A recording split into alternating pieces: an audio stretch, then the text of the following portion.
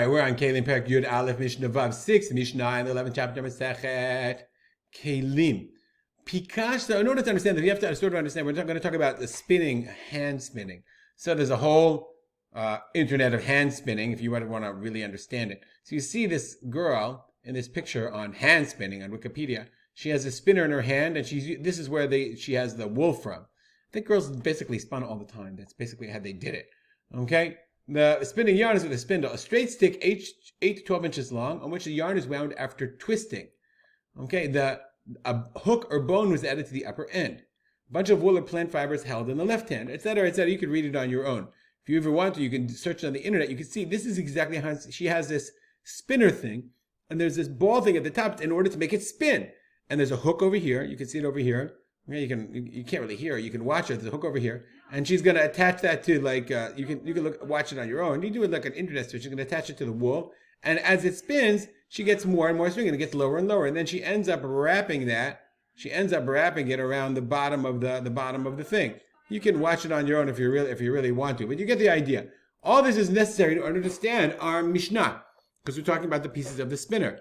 So pika shel matecha, pika is like the kadur katan nakuv. It's a hole with a ball, a perforated ball, be'emsa in the middle. Misimot anashim berosh hapelech. They put it on the end of the spindle.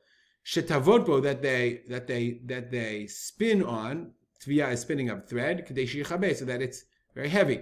Here we go. This is it. This is the pika of matechet that goes on the kush.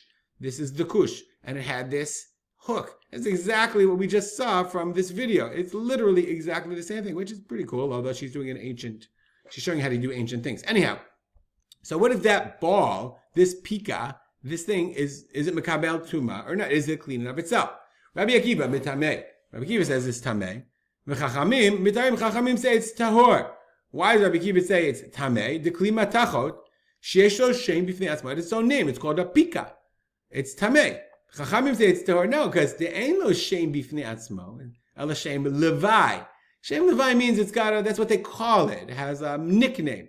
If you look up the word pika, so pika does in the gestro, it can mean a spinner's coil, but it also means a lump ball. So it's if you think of it, like there are certain things that have that are common words that come to be used to mean a specific thing. Anyhow, umetsupa, but if it was wood covered with metal, toharak, as we learned before, because anything covered with metal, the essence of it is really the wood.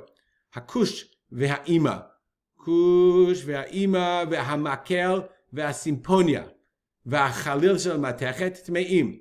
Kush are plach shenashim tavot ba. Kush is the stick. V'hamakel. Let's see in the opposing, the kush and the makel. Kush is the stick. Ve'ima. I don't know what the ima is, the hook. What the makel is, I think the makel is the thing that they stick it on. Remember, as we saw in our picture, maybe this is the makel that they use to hold all the wool that they're doing the spinning from. So all of those things. Let's go back to our Mishnah. Sorry about that. When they get to simponia is an instrument, some kind of musical instrument. I really have no idea if they know exactly what it was. Chalil shamatechet, chalil, a metal flute. Those are tmeim. Umetsupin, but if they're covered, okay, then meaning they're wood and they're covered with metal, then they're tehorim. Simponia, the simponia, it's some kind of horn of some kind. Im yesh ba beit kibul kinafayim, and it has these wings. So he says some kind of flute, I guess, and the kinafayim, these wings, I guess, these are the wings.